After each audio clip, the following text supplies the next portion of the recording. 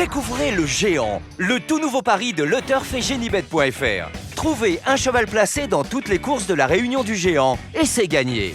Avec le Géant, tous placés pour gagner.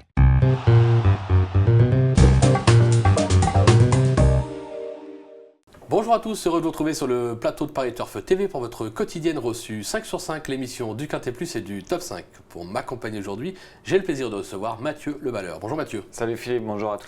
Mathieu, direction Vincennes, ce samedi, le prix de Montier-en-Der, épreuve pour 5 et 6 ans, une course, ça fleure bon le meeting d'hiver de Vincennes. Ah, voilà, des chevaux vraiment de qualité, un quintet où des bases se détachent mais qui reste assez ouvert pour les places. Il y avait 11 chevaux, fallait faire des choix, mais qu'on aimerait bien voir les tribunes aussi remplies que ça à Vincennes, Philippe. Ouais, c'est clair, hein, ça nous fait rêver. Allez, on va commencer déjà avec votre sélection. Alors le 15 Arlington Dream, le 3 Cash Campbell, le 7 Aero King, le 16 Barrio Josselin, l'As Archangelam, le 14 Bolide Genilou, le 17 Ariane de Caponnet et le 8 Bluma des Réprés. Allez, on attaque avec votre favori numéro 15, Arlington Dream. Un cheval, on connaît ses qualités, on connaît également ses défauts, c'est ses problèmes d'allure. Il vient de nous rassurer en se classant deuxième d'action partage sur cette piste. On le voit là, sur sa lancée et sage. Il peut l'emporter. Ah, ce jour-là, moi, je vous avouerai qu'il m'avait emballé. On a été vraiment très très patient avec Johan Le Bourgeois parce que c'est un cheval qui possède vraiment une classe folle, mais qui reste très compliqué à utiliser. Là, ce jour-là, on a assuré en partant et on a fait vraiment les 800 derniers mètres. On a assuré, on a voulu lui redonner une course école pour lui redonner du moral. Et c'était parfaitement le cas. D'ailleurs, Johan Le Bourgeois, sa descente de sulky, confié à nos partenaires Paris Turf, que c'était l'une de ses meilleures courses de sa carrière. Alors qu'on sait qu'il a déjà marché une 12-8 sur les 2850 mètres de la grande piste. Donc là, le cheval m'a pleinement rassuré. Là, s'il bénéficie d'un engagement de choix, on devrait certainement se montrer plus offensif, comme il vient de rassurer. Et il devrait faire parler son gros moteur sur la distance classique. Donc je pense que bien luné d'un bout à l'autre du parcours, c'est un cheval qui a un gros retard de gain. Il n'a rien à faire dans cette catégorie. Allez, c'est la base, on l'aura compris. On va toutefois lui opposer le numéro 3, Cash Gamble. Ce Suédois d'origine vient de se classer deuxième de Roxane Barr, c'était à Enghien. Une seule tentative, c'était à Vincennes, c'était en 2015 avec une 6e place à la clé. Il est depuis passé chez Soulois, c'est la drive de Nivard, on fonce. Ouais, son échec à Vincennes, on en attendait gros ce jour-là et c'est vrai qu'il était un petit peu décevant. Il avait été perché un petit peu à l'extérieur, il s'était bien relancé pour finir. Mais vu sa réputation en Suède, on attendait vraiment beaucoup mieux. Là, il a effectué sa rentrée la dernière fois chez Fabrice Soulois. Il a donné un superbe coup de rein pour finir. Là, il retrouve un parcours sur la grande piste et il sera déféré des postérieurs pour la première fois, associé à Franck Nivert. Donc là, on va vraiment pouvoir le juger. Le cheval doit être sur la montante au travail. C'est un cheval qui a montré aussi un gros potentiel à l'étranger. Donc attention à lui, il va avoir du rythme. Ça devrait servir à des intérêts de ce bon finisseur. Bon, justement, on va voir ce qu'en pense Franck Nivard, puisque Christophe Meyer a été à sa rencontre. On l'écoute tout de suite. Franck Nivard, vous serez le partenaire de Cash Campbell que vous driviez dernièrement à Enghien. Il a dû vous laisser une bonne impression. Ouais, il courait super bien. Première fois qu'il courait en France, c'était très bien. Non, le cheval a dû monter là-dessus en plus. Donc là, bon, il y a un petit peu plus d'opposition. Voilà. Mais bon, je pense qu'il est capable de prendre une place. Voilà. C'est peut-être pas une première chance pour le coup à Cash absolument, mais s'il a mon parcours, je pense qu'il devrait faire l'arrivée. Ouais, il fait partie des moins risques, mais c'est un concurrent étranger qui est certainement en retard de gain. Ouais, c'est un cheval qui, comme beaucoup d'étrangers, un star de gain. Ouais, le gros gain. Même. Donc c'est sûr que c'est pas le plus riche, mais c'est pas le moins bon de la course. En retard de gain, on l'a compris, on en attend logiquement une confirmation. Ouais, un petit peu froid en début d'interview, et puis on sent sur la fin, ça se réchauffe. Ouais, pour Franck, il a main. Allez, c'est clair. Le 7, Aero King, cheval qui a déçu ces derniers temps, mais qui retrouve son jardin pour l'occasion. En effet, 100% de réussite à l'attelé, je dis bien, avec 2 victoires et 3 accessites sur le parcours en 5 tentatives. Bah pareil, on s'en méfie de celui-là. Ouais, je m'en méfie beaucoup de ce 7 Aero King. Ça ne sera pas le cheval de tout le monde. Et il compte désormais 2 parcours dans les jambes. Là, il retrouve un parcours de tenue à son entière convenance. Il sera déféré des 4 pieds. Anthony Barrier le connaît parfaitement. Donc je pense qu'on a dû soigneusement préparer cette épreuve du côté de son entourage.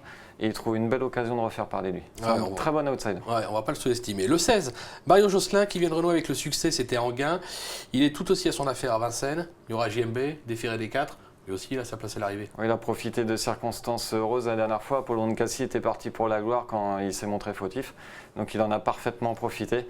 Bon, ce Barrio Josselin sur les 2007 de la grande piste, va vraiment falloir faire petit bras.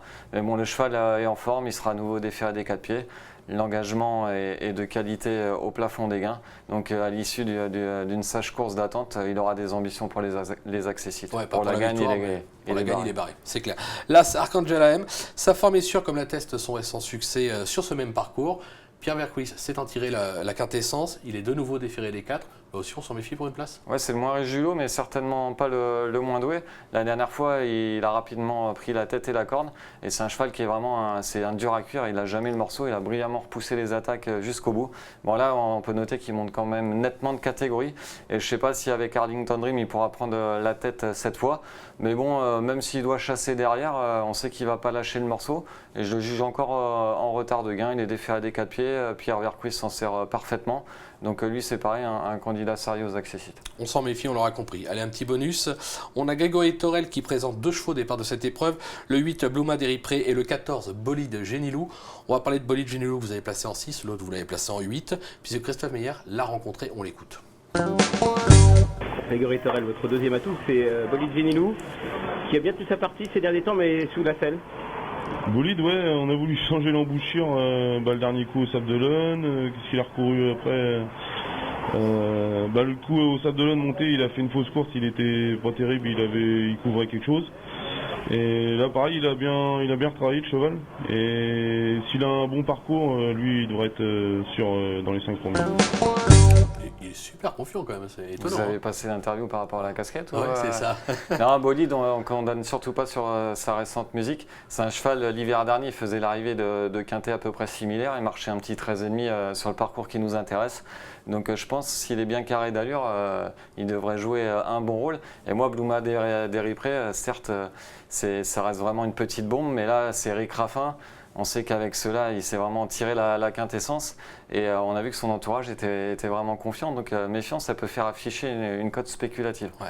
Et on vous l'a dit, c'est une course très très ouverte, il y en avait 11 au départ, il fallait faire des choix. On se méfie de ces 8-là avec quand même, on va dire, 2-3 bases très très solides en haut de votre sélection. Ouais, je vais vous confier que j'ai pas mis Apollon de Cassis, je pense qu'il est donné par pas mal de mes confrères. J'ai pris un risque. La dernière fois, comme je vous l'ai dit tout à l'heure, il aurait gagné carrément à Anguin. Mais toujours un petit peu moins bien sur les 2007 de la grande piste. Et même si là, il est déféré des 4 pieds, des fois, il a tendance à être un petit peu sur du verglas pour finir. Il faut qu'il aille devant. Quand on l'attaque sur les 2007, il a tendance des fois à baisser de pied pour finir. Donc j'ai pris un risque. En classe pure, il a largement sa place dans le quintet, mais il faut faire des choix. Il faut faire des choix, c'est clair. Mais de toute façon, vous allez le donner, je suis persuadé. On finit avec une petite pépite dans la 8e. À Pépite, il porte bien son nom, ce numéro 808 Diamanten. La dernière fois, pour ses débuts en France, il se présentait invaincu et il a donné une excellente réplique à Dollar Maker, excusez du peu. Donc là, Dollar Maker n'est pas au départ de cette épreuve.